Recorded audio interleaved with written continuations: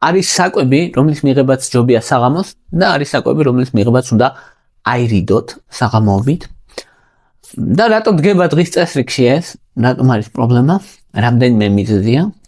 პირველი არის, რომ ზოგიერთი საკვები ხელს უშლის დაძინებას, და ეს დიდი პრობლემაა რეალურად, იმიტომ რომ თითქმის ყოველ მეორე მესამე ადამიანს დასრულებს განსაკუთრებით 40-ის ზევით აწუხებს ძინის პრობლემები.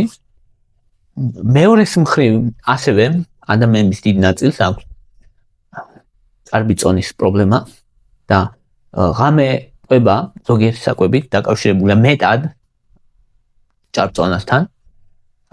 მესამე დიდი პრობლემა არის დიაბეტის რისკები და დიაბეტი და ინსულინის რეზისტენტობა. არის საკვები, რომელიც დიაბეტის დროს, შაქრის დროს არასასრულელია ღამე, რადგან ორგანიზმი შაქარს ვერ გადამუშავებს კარგად ღამე. გადამუშავებს რა, შაქარი იწვის რეალურად გლუკოზა ჩვენ ორგანიზმში კუნთების მიერ და დღისით რომ მოძრაობ, მეტი გლუკოზა მოიხმარება საღამოთი რო წვები, ის გლუკოზა გარდაიქმნება მერე ცხიმებად და ადამიანი სუქდება და ეს გლუკოზა დამატებით აზიანებს სისხლძარღვას. ანუ გლუკოზის პრობლემა არის მეორე დიდი პრობლემა, ამიტომ ვაქცევს ყურადღებას საღამოს ჭამას. და მესამე მნიშვნელოვანი არის გულწმარვა და საჭმლის-მონელებელი სისტემის მხრივ სიმპტომები. ზოგი საკვები იწვევს შებერილობას და ღამე შებერილობა და გაზების დაგროვება ძნელია. ძილში დისკომფორტს უქმნის ადამიანს მნიშვნელობას. ამიტომ ვისაუბრებთ რა არ უნდა ვჭამოთ საღამოთი და რა უნდა ვჭამოთ და რატო. პირველი ყველაზე არასასურველი, ერთ-ერთი ყველაზე არასასურველი და მნიშვნელოვანი არის ტკბილეული. ტკბილეული პირდაპირ რაც არის შაქრიანი. ეს შეიძლება იყოს ნამცხრები, ნაყინი, შოკოლადები და ესეთი ტკბილეული. ნებისმიერი ტკბილეული პრინციპში საღამოსთვის. განსაკუთრებით რასაც დამატებული შაქრები, რაც ძალიან ტკბილია რა, არა საუბარი ბუნებრივ ხილზე არ ვამბობ ამ შემთხვევაში. დამცხრებს გულისხმობ და საწყობის პროდუქტებს და ეს რაღაცებს. ეხლა რაშია საქმე? ესენი ინსულინის მომატებას იწვევენ, გლუკოზის მომატებას თუ ინსულინის რეზისტენტობა აქვს ადამიანს.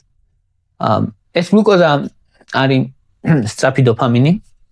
სწრაფი დოფამინი არის კარგი სიამოვნების განცდა და იღებს სიამოვნებას, მაგრამ მეორეს მხრივ ეს სწრაფი დოფამინი მალე მთავრდება და მერე პირიქით გაქვს ისე მოთხოვნილება ამ დოფამინის და ისევ გინდა რომ ჭამო. ანუ საღამოს ციკლს იწყებს მან კი ერთ ციკლს, მან კი ერთ წრეს. ამიტომ არ არის რეკომენდირებული რომ საღამოთი ჭამო შაქარი. ხო, ეს შაქარი მე მოქმედებს ყველაფერზე. მოქმედებს ორგანოებზე, აზიანებს, შაქარი უკავშირდება ცილებს და აზიანებს მერე ორგანოებს სისხლძარღვას პირველ რიგში. ამიტომ არის რომ გვიან ღამით მით უმეტეს რომ ადამიანების 60-70% ვისაც ახასიათებს ბევრი ჭამა, ჭამენ უმეტესად საღამოთი და უმეტესად ტკბილს. და ეს ტკბილი ჩათვალე რომ პირდაპირ ცხიმში მიდის მერე რა. ცხიმში დანარჩენი აზიანებს ორგანიზმს. ეს ცხიმი თავის მხრივ ანთებას იწვევს ორგანიზმში, ეს დამატებით კიდე აზიანებს ორგანიზმს. და გვაქვს ეს მანკიერი წრე, რომელიც თითქოს იწყება არაფრით, დიდით და დიდი პრობლემა არ არის, მაგრამ ნიშნულოვანია დაგროვებითად, იმიტომ რომ ერთი რომ წონაში მატებას იწვევს, მეორე თქვენი გლუკოზის დონეს აუარესებს. ამიტომ არ არის სასურველი საერთოდ მიიღოთ ტკბილეული საღამოთი, თუ მაინც დესერტი დღის განმავლობაში, ისიც კვების მერე. საჭმლის მერე უნდა მიიღო დესერტი ტკბილეული არა მანამდე, ესეც იმიტომ რომ უცებ არ გამოიწვევს სისხლში გლუკოზის ქარა მომატება, რომელიც ასევე ძალიან არასასურველია. მეორე ყველაზე არასასურველი საკვები არის თეთრი პური და თეთრი პურისგან ნაწარმოები ყველაფერი. ასევე ბრინჯი, თეთრი, მაკარონი და მაკარონის მსგავსი რაღაც ვერმიშელი და ესეთი პროდუქტები. რატომ? იმიტომ რომ მათ აქვს მაღალი გლიკემიური ინდექსი, ძალიან. მათ შორის ბევრ ტკბილეულზე უფრო. ეხლა რა შესაქმე მაღალი გლიკემიური ინდექსი არის რამდენად ჩქარა შეუძლია სისხლში შაქრის დონის მომატება სისხლის შაქრის მადლობა რომ დაინტერესდი ამ ვიდეოს ვქნი უკვე 8 წელზე მეტია კვლევებზე დაფუძნებული მაღალი ხარისხის სამედიცინო ინფორმაციით არხზე დღეს 1700-ზე მეტი ვიდეოა თუ აქ მიღებული ცოდნა გეხმარება და გაქვს საშუალება მხარი დაუჭირე არხს დონაციით შენი მხარდაჭერით მეტ ადამიანს დაეხმარები იცხოვროს უკეთესი ჯანმრთელობით ეს მომატება ნიშნავს დაახლოებით რა წყალდიდობა ორგანიზმისთვის თუ წვიმები მოდის და შენ სადრენაჟო სისტემა კარგი გაქვს ეს მოახერხებს ამის დატევას მაგრამ თუ ეს ბაშა ძალიან ძლიერი წვიმა მოვა და შენი სადრენაჟო სისტემა ვერ გაუძლებს ამას დაიტბორება ქუჩები და დააზიანებს ირგვლივ სახლებს ხო ასე დაახლოებით გლუკოზა რომ ჩვენი მიზანი ყოველთვის აზრი ის არის რომ ისე მივიღოთ გლუკოზა რომ ამ გლუკოზამ არ დატბოროს გარშემო ჩვენი ორგანოები და ჩვენი სისხლძარღვები და როცა მაღალი გლიკემიური ინდექსის მქონე საკვებს იღებს საღამოთი ეს პირდაპირ ხელის მოწერა ამაზე რომ გლუკოზის და ინსულინ რეზისტენტობას შეუწყო ხელი შესაბამისად არ არის სასურველი ძალიან და მეტიც არის კვლევები რომ ადამიანები რომლებიც საღამოთი ჭამენ და უყვართ საღამოს კვება მათ აქვთ ბევრად გაზრდილი რისკი ჭარბიწონის განსაკუთრებით ის ადამიანები რომლებიც საღამოთი ჭამენ ცომეულს რადგან ეს ცომეულია ზუსტად რაც მე პირდაპირ გლუკოზაა ეს გლუკოზა დამატებით მე გარდაიქმნება ცხიმებად ცხიმები მუცლის ცხიმებად ძირითადად იმატებენ წვანში და დროთა განმავლობაში მე გინახავთ რომ როგორ იმატებენ და იმატებენ ახლა რაც შეეხება მესამე რას უნდა მოვერიდოთ ცხიმიან ხორცს ზოგადად ხორცს შემწვარს განსაკუთრებით და ფასტ ფუდების ხორცს ბურგერებს და კატლეტებს და ასეთ რაღაცებს პიცას ქაბაბს შემწვარი ქათამი ეხლა რატო ანუ აქ არის ორი მნიშვნელოვანი კომპონენტი პირველი რომ ხორცი ძირითადად მithumetes ეს ნაყიდი ცხიმში გაკეთებული ან თავის ცხიმი და ხორცი ხშირად არის ცხიმიანი ეს ცხიმიც და ცილაც რაც ხორცი ცილაც და ცხიმიც ორივე კუჭში ჩერდება დიდხანს შეიძლება კუჭში გაჩერდეს 6 საათამდე ჯამში თუკი ცოტა დიდ ულუფას ხორციან და ცხიმიან საჭმელს შეჭამს ადამიანი შეიძლება კუჭში გაჩერდეს 6 საათამდე ხო ეს ანიშნავს რომ სრული პორცია გაჩერდება 6 საათამდე საუბარია რომ ნელ-ნელა დაიცლება კუჭი ეს რომ დიდხანს ჩერდება მithumetes თუ დიდ ულუფას იღებს ადამიანი რამდენიმე ცუდი პროცესი ხდება ამ დროს ერთი რომ რეალურად ეს საკვების მონელებას იწყებენ ბაქტერიები და ეგ ერთი და აი გაზების დაგროვების და ბოყინის შეგრძნება უშება ადამიანს განსაკუთრებით ეს მართალია განსაკუთრებით თუ დიდი პორცია შეჭამა ადამიანმა და აწუხებს ეს მეორეს მხრივ ის არის რომ ცხიმიანი ნიშნულად ავარესებს გულწმარვას ვისაც გულწმარვის პრობლემა აქვს და ადამიანს შეუმჩნევიათ ალბათ რომ საღამოთი თუ ცხიმიანი ხორცი შეჭამე იმ საღამოს გულწმარვა და ეს ძალიან ისეთი დაკვირვებაა იცის ყველამ თითქმის ვისაც გულწმარვა ქონია რომ საღამოთი თუ შეჭამ შემწვარს ცხიმიანს აი ეს გულწმარვა ექნება იმ საღამოს შესაბამისად ეს ცხიმიანობა ზრდის კუჭი წნევას ამცირებს კუჭის დაცლას ცილებიც და მე რო წვები მithumetes გრავიტაციის ძალით სითხე კუჭიდან გამოდის საყლაპავში შენ ამას გზნობ როგორც გულწმარვას ეს უშლის ხელს შემდეგ ძილს ცუდი ძილი დაბალი ხარისხის ძილი იწვევს მეორე დღით მე მომატებას მადის გაძლიერებას და მე გინდა რომ ჭამო მაღალკალორიული საკვები მეორე დღეს და ეს იწვევს მან კი ეწევს ადამიანი იმატებს წონაში ანუ რეალურად მარტო გულისმარვა არ არის პრობლემა, არამედ ძილის დარღვევა, რაც გულისმარვასთან ასოცირებული და იქიდან გამომდინარე მე ბევრი ჭამა. აი ამიტომ არის რომ ეს ცხიმიანი ხორციანი არ არის რეკომენდირებული. როდის არის რეკომენდირებული მის ჭამა? დაძინებამდე მინიმუმ დაწოლამდე მინიმუმ 3 საათით ადრე. მცირე ულუფებით და მაქსიმალურად უნდა ეცადოს ადამიანი რომ თქვა რაღაც პიცის ნაცვლად შეიძლება მხოლოდ ხორცი ან მხოლოდ სალათა, მცირე ულუფები და ხორცი ჭლე ჯობია ესეთ დროს, რომ გამოიმუშაოს შედარებით თუ მაინც ხორცის ჭამა უნდა ადამიანს საღამოთი. ჯანსაღი ქცევები. მეოთხე სუდი საკვები, რომელიც ძილის წინ არ არის რეკომენდირებული, არის მწარე ცხარე საკვები. ეს მწარე და ცხარე კლასიკურად იწვევს გულისმარვას. იწვევს ძილის პრობლემებს. რატომ და კაფსაიცინი, რომელიც იმაშია წიწაკაში, ერთი რომ კუჭის მჟავის გამომუშავებას აძლიერებს და ანელებს კუჭის დაცვას, ეს ერთი პრობლემა. ასევე სხეულის ტემპერატურას წერს დაძინებაში უშლის ხელს.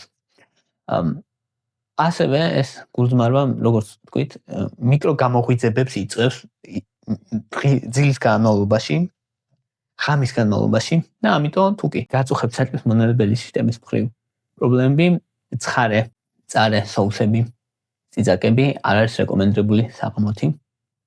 მეხუთე ადგილზე გადის კოფეინი და შავი შოკოლადი.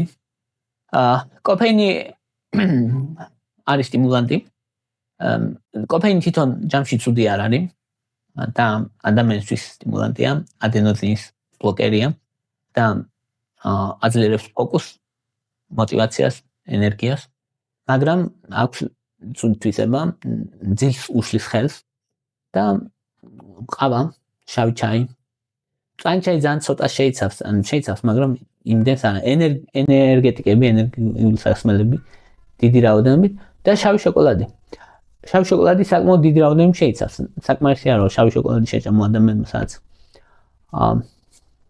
50 გრამი 60 მილიგრამ კოფეინს მიიღებ, გაშია ზოგი ნაკლებს, ზოგი 60-მდე სადღაც.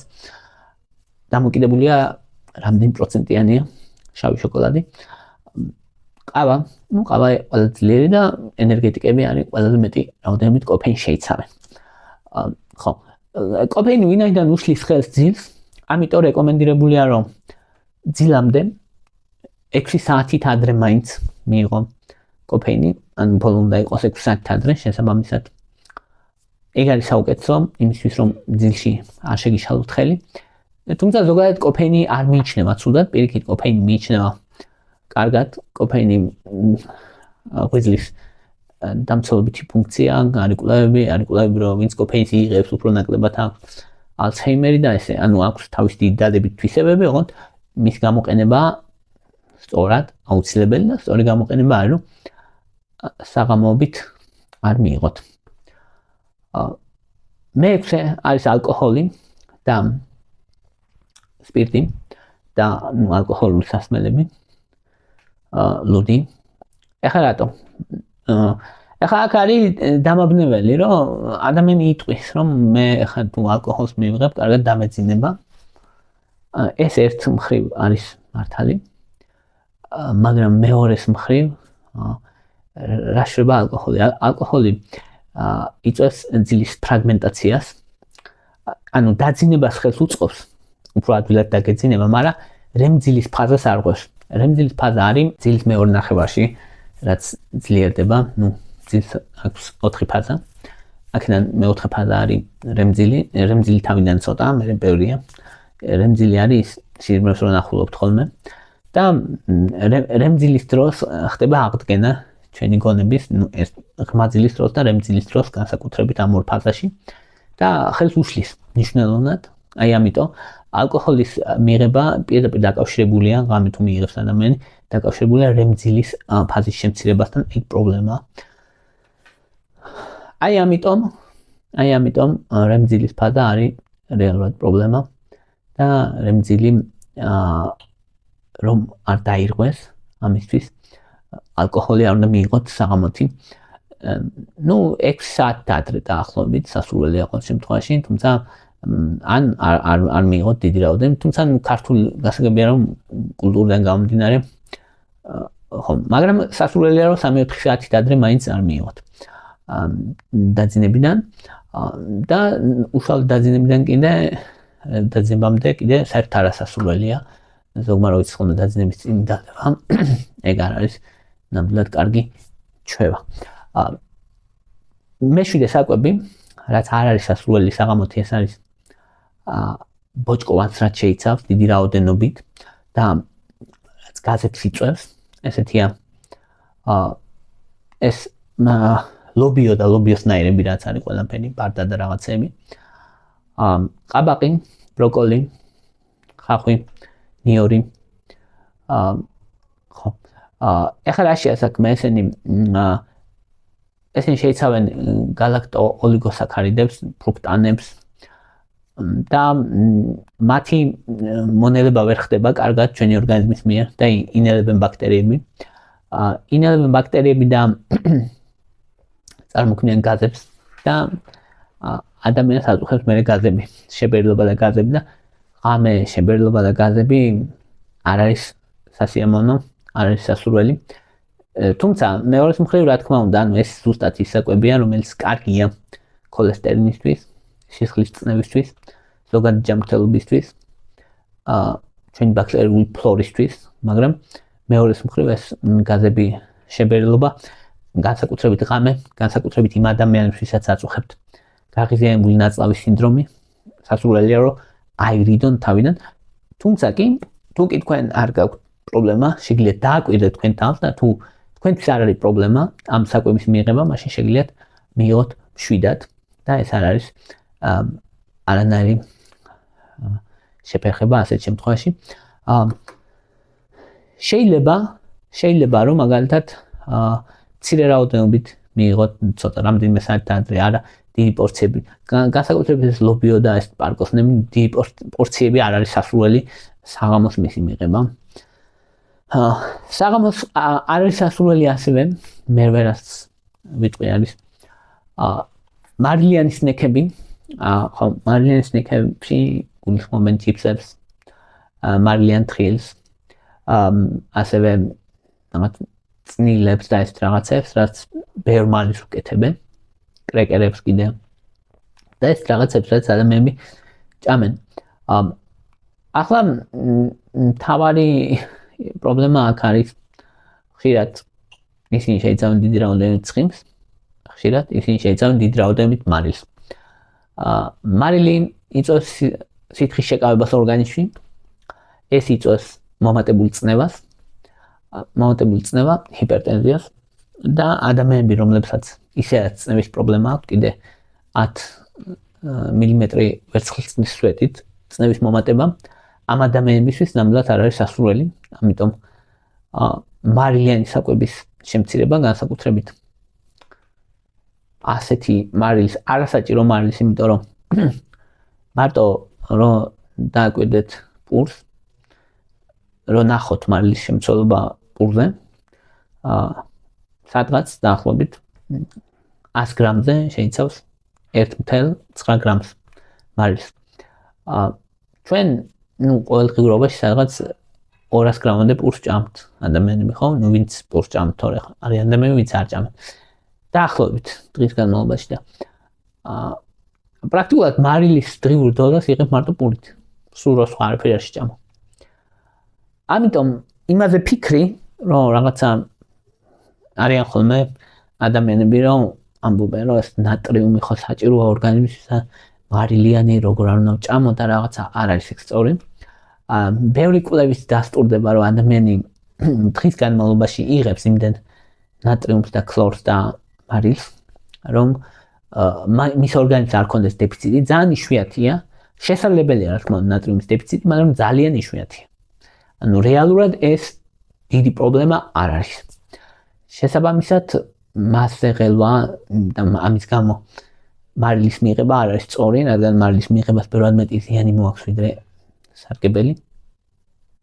მარილის ზრდის წყურვილის გამო წყლის მიღებას ზრდი. მე ადამიანს ეღვიძება კიდე საპირფარეშოში გასვლისთვის ეს დამატებით ძილის ფრაგმენტაციას იწვევს. წყლის შეკავება და სახის შეშუპება დილაობით, რაც თვალების გარშემო რაც არასასურველია, დამატებით თირკმელებისთვის ზედმეტი ზეწოლა, ღამით წნევის მომატება არასასურველია. მოკლედ, მთელი ბუკეტი აქვს გვერდითი ეფექტების, მარილის, რატომაც მარილის ღამეჭამა არ შეიძლება, განსაკუთრებით იმ ადამიანებს, ვისაც გულის პრობლემები აქვს. და ეხლა გადავიდეთ საკვებზე, რომელიც არის სასურველი, რომლის მიღება არის სასურველი ღამე. პირველი არის იოგურტი, ბერძნული იოგურტი.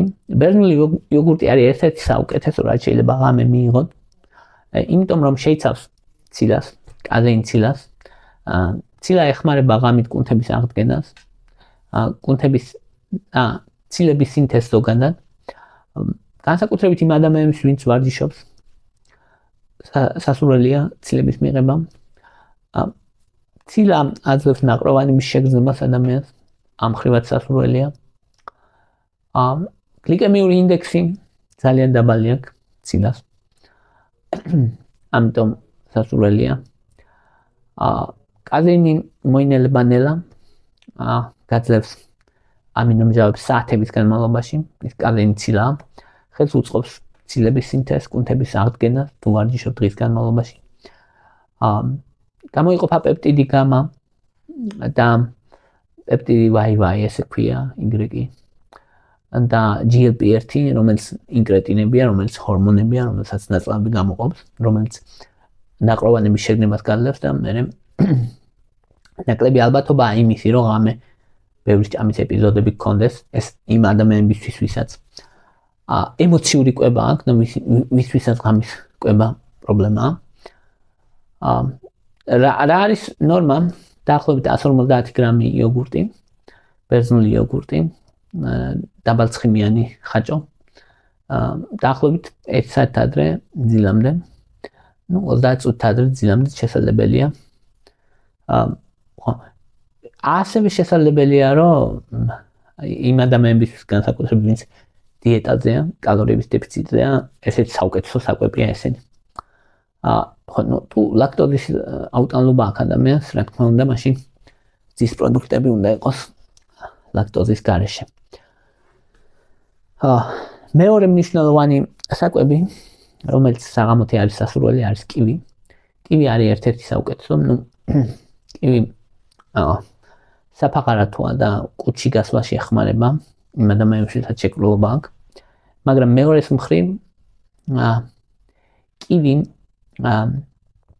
შეიცავს სეროტონინს, ანტიოქსიდანტებს, ფოლატს და მელატონინის პროდუქციას აუმჯობესებს და ამიტომ არის, რომ დაცინებაში ეხმარება.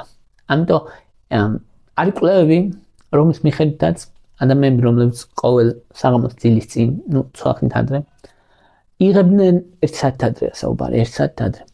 იღებდნენ კივს, ეძინებოდათ 35% უკეთესად, უფრო ადრე. ანუ ძილს შეუწყო ხელი მნიშვნელოვნად. და ძილის ხარისხიც გაუმჯობესდა. და ბევრს მოუგვარა ძილის პრობლემები. აი ამიტომ ვიტამინ C შეიცავს დიდი რაოდენობით კივი, ანტიოქსიდანტები შეიცავს დიდი რაოდენობით.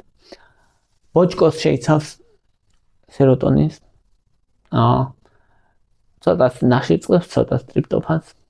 ტრიპტოფანი შედის ტვინში, გადაიქმნება სეროტონინად. სეროტონი გარდაიქმნება სეროტონინად და მელატონინად შესაბამისად. ამიტომ ეხმარება უნება განწყობასაც და ამიტომ ეხმარება ძილსაც. რამდენია კარგი? 1 ან 2 კივი საღამოთი, დაახლოებით 60 წუთი ადრე ძილამდე. დაახლოებით 40-დან 90 კალორიამდეა გაჩენა ზომას კივისას. მესამე რა არის კარგი? მესამე არის დაბალ ცხიმიანი რძე, ან იოგურტი, ან ცხიმიანი რძე, ან კეფირი, ან მაწონი. ეხლა რა შეია საქმე? ესენი შეიცავენ, რაც იოგურტი ოღონდ დაბალი კონცენტრაციით, ტრიპტოფანს, კალციუმს შეიცავენ პრობიოტიკებსაც, კეფირი თუ არის, ან მაწონი პრობიოტიკებს შეიცავენ და საშუალოდ ამ შემთხვევაში სასურველია ერთი ჭიქარზე ცოტა თბილი საღამოთი დილის წინ. ხო, ეს არ არის საუკეთესო რამ, რაც შეიძლება ადამიანს ურჩიო, მაგრამ ერთ-ერთი საუკეთესო არის იმ კუთხით, რომ შეიცავს ტრიპტოფანს, ტრიპტოფანი დაძინებაში ეხმარება, შეიცავს კალიუმს და საღამოთი ასეთი ფორმით, რძის ფორმით კალიუმის მიღება ცუდი არ არის. ფსიქოლოგიური დამამშვიდებელი ეფექტია თბილი სითხის მიღება საღამოთი ამცირებს სტრესს დაძინებამდე და ჯამურად ამას დამატებული კეფირი ან მაწონი, რომელიც არის პრობიოტიკები ჯამში ეხმარება ტვინი ნაწლავების ღერძს, აუმჯობესებს განწყობას, აუმჯობესებს იმუნურ ფუნქციას ადამიანისა, ანუ ორმაგი დარტყმა შესაბამისად ეს არის ნამდვილად ეფექტური. საღამოთი დაახლოებით საუბარია 200 მილილიტრი როდალი ვარდზე ან კეფირი ან მაწონი. დაახლოებით 1 საათი ადრე დაწოლამდე. ხო, აქ საუბარია რომ ეს ვიდეო ეხება ადამიანებს, ვისაც საღამოს ჭამა უყვარს, თორე არიან ადამიანები, რომლებიც 6-ზე ჭამენ ბოლო ჭამას და იძინებენ იმაზე. ხამის 3 საათზე, ხო, ამაზე არა საუბარი, ისინი ისედაც დიდი შვალს აკეთებენ და რაც გინდა ჭამე იქ 8 საათი თუ ისინი არაფერს არ ჭამ. მაგრამ ის ადამიანები, ვისაც ღამე ჭამა უყვარს და ვისაც ღამე ჭამა პრობლემაა ხოლმე. და შემდეგი არის ბანანი. ბანანი არის ერთ-ერთი საუკეთესო ხილი საღამოსთვის, შეიცავს კალიუმს, მაგნიუმს, განსაკუთრებით მწვანე ბანანი, შეიცავს რეზისტენტულ სახამებელს, რომელიც მოქმედებს როგორც პრებიოტიკი. ეს კალიუმი, მაგნიუმი მოდუნებაში უწყობს ორგანიზმს ხელს. ხო, განაპირობებს დანაყრებას არის გემრიელი, შესაბამისად ერთ-ერთი კარგია. ზოგჯერ არის რომ შეიძლება მიირთვათ ბანანი ცოტა თხილთან ერთად, თხილულობასთან ერთად. ესეც ძალიან კაი კომბინაცია, თხილულობა თავის მხრივ შეიცავს ბოჭკოვანს, ტრიპტოფანს და მიკროელემენტებს, ვიტამინებს შესაბამისად. დამატებით თხილსაც აქვს დიდი უპირატესობები, თხილი რა თქმა უნდა მარილის გარეშე. ასევე შესაძლებელია ერთცალი მოხარშული კვერცხი. ერთცალი მოხარშული კვერცხი არის ცილები, ჯანსაღი ცხიმები, ქოლინი, ვიტამინები, ნაყროვანების გრძნობას იძლევა. არ არის მძიმე ორგანიზმისთვის ერთი ცალი და ვისაც უყვარს ჭამა ღამე გვიან, განსაკუთრებით მათთვის არის კომფორტული, იმიტომ რომ დანაყრების შეგნებას გაძლევს, ცილებს იღებ და ეს კუჭი საკვები არის და აი ის კმაყოფილების შეგრძნება გაქვს. ამიტომ ერთი კვერცხი როგორც წესი არის საკმარისი. არ იწვევს რეფლუქსს ერთი კვერცხი როგორც წესი. ამიტომ იმ ადამიანებს, ვისაც აქვს მჟავიანობა, როგორც წესი პრობლემა არ არის ხოლმე, თუმცა ინდივიდუალურია, მაგრამ როგორც წესი ასე არის. ზოგი ადამიანისთვის ზოგი ადამიანი ორ კვერცხს ჭამს საღამოდან, შეიძლება რამე ბოსტნეულთან კომბინაციაში, თუმცა სასურველია რომ ერთცალი კვერცხი საკმარისია როგორც წესი. აი ეს იყო რის თქმაც მინდოდა დღეისთვის. მადლობა რომ მისმენდით, მადლობა რომ გაინტერესებთ. თუ მოგწონთ ჩემი ვიდეოები, დალაიქეთ, თუ მოგწონთ ჩემი არხი გამოწერეთ. მადლობა ინტერესისთვის.